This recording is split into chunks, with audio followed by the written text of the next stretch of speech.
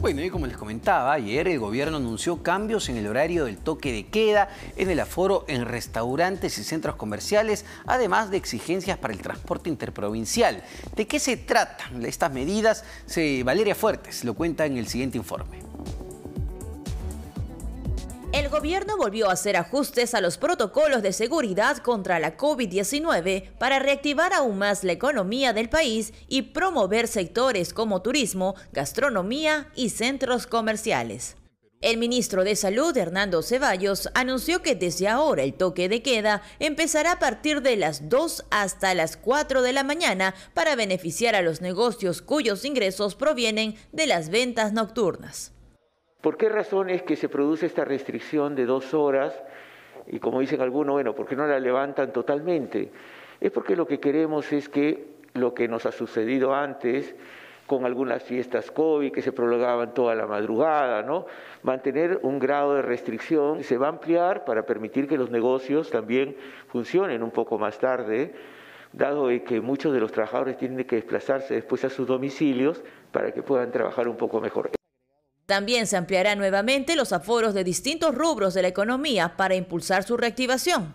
Por ejemplo, los restaurantes cuyos locales midan más de 200 metros cuadrados podrán recibir nuevamente a los clientes con un aforo del 100%. Roberto Sánchez, ministro de Comercio Exterior y Turismo, Mincetur, explicó que otros negocios podrán permitir más ingresos de clientes.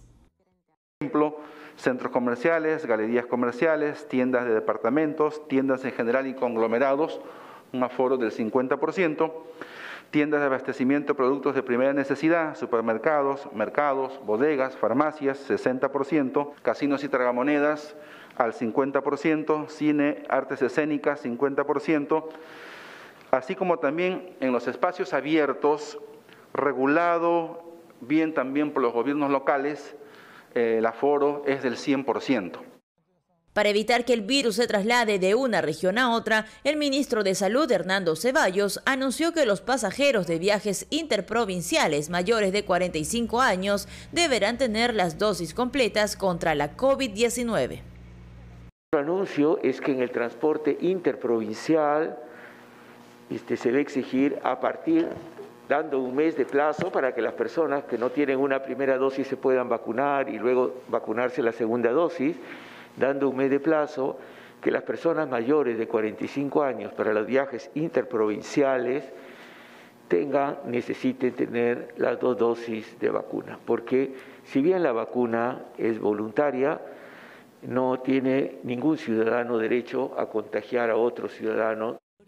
Por otro lado, el turismo interno ha tenido un buen desempeño este último feriado largo, pues 500.000 personas viajaron, sobre todo a Ica y Paracas, superando las expectativas. En ese sentido, Roberto Sánchez, titular del Mincetur, anunció un apoyo económico directo para los artesanos de todo el país. Se trata de la entrega de 5.000 soles para ayudar a sus negocios. Esta medida implica una inversión de 11 millones de soles.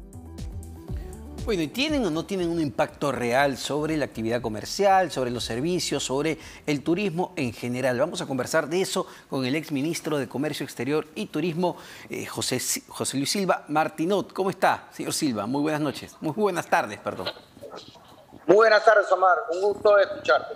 Bueno, las medidas que se han anunciado en términos generales tendrán un impacto positivo, relajar un poquito el toque de queda, 1 hora, el tema de los aforos para restaurantes, ¿van en línea de la recuperación económica? Definitivamente son positivas, pero lo que hay que medir es el impacto. La medida, por ejemplo, del aforo en los restaurantes que saludamos que se dé, va a beneficiar al 1% de los restaurantes. Porque el 98% de los restaurantes en el Perú son micro y pequeñas empresas, pequeños restaurantes que no tienen 200 metros cuadrados. Y esa es la realidad de nuestro país. Y lo que hay que hacer es que esta medida, que es positiva, se extienda a todos, sobre todo a los más chiquitos.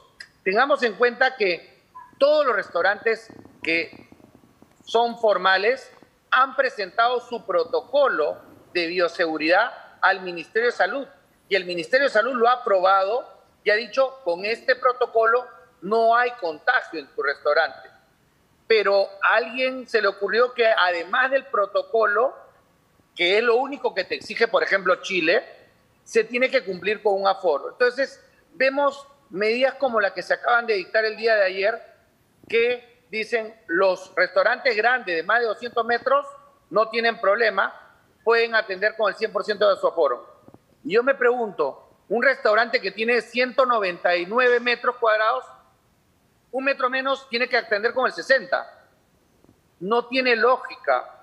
Lo que se tiene que hacer es que la medida que es buena se dé uniformemente para todos. No sé si he sido claro con la explicación. Ahora, en el caso del toque de queda, ¿no? Elevarlo a 1 hora, ¿favorece algún tipo de establecimiento que opere? Porque lo que se puede... Favorece a todos. Y es muy positivo, pero sería ideal que esta medida que va a ampliar por 1 hora el tema del toque, el inicio del toque de queda, o se retire, porque en la letra chiquita de la norma sale que los restaurantes tienen que cerrar 2 horas antes. Ajá. Es decir, no vamos a poder cerrar a las 2 de la mañana, tenemos que cerrar a la medianoche. Pero míralo, el contrasentido, Omar. Pero la norma dice que los restaurantes pueden seguir atendiendo delivery, pero ya no puedes atender al público. La pregunta es, ¿por qué? Si el público tiene permiso para poder estar hasta las 2 de la mañana, ¿por qué el restaurante no puede funcionar? ¿Y a quién afecta más esta norma? A los restaurantes más chiquitos, porque el restaurante de barrio podría estar atendiendo hasta las 12 y un poquito antes del inicio de toque de queda, la gente va caminando a su casa. Ahora, ese tipo de medidas simples, perdón. Sí, ¿tiene sentido mantener el toque de queda a estas alturas del partido? Es decir, mantenerlo solo por 2 horas, de 2 a 4 de la mañana. Pareciera que ya, es más, que todo el mundo se olvidó que existe un toque de queda. Es una excelente pregunta, Omar. Es bien simple. Lo que estamos haciendo es, bueno, como los municipios no son eficientes en controlar que estas restobares o algunos establecimientos no autorizados no funcionen, ¿ya? Pongámosle esta toque queda de 2 a 4. Señores, que funcione lo que tenga que funcionar en el horario que quieran y que cumplan su protocolo, y si cumple su protocolo no debería de ponerse ningún tipo de restricción. Yo estoy contigo, Omar, en que no tiene sentido, ¿ya? El toque de queda de 2 a 4, lo único que se está haciendo es impedir que se funcione como en todos los países desarrollados del mundo. Perú es el único país del mundo que desde el inicio de la pandemia hasta el día de hoy tiene toque de queda. Y no podemos decir que gracias a ello, hemos sido los más eficientes.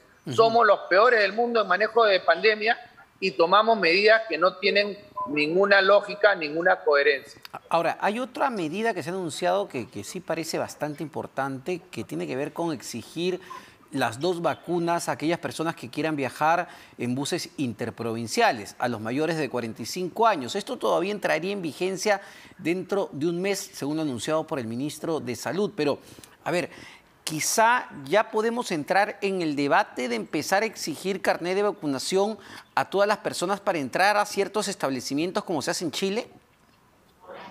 Bueno, lo mismo está sucediendo a partir de noviembre en Estados Unidos. Acaban de dar una norma en la cual para poder entrar a los Estados Unidos vas a tener que tener la vacuna completa. Eso es entendible porque lamentablemente, sobre todo en países como los Estados Unidos, hay gente que es antivacuna, pero el antivacuna tiene derecho a morirse como quiere, pero no tiene derecho de contagiar al resto. Evaluar una medida de este tipo, como la que tú propones, es válido.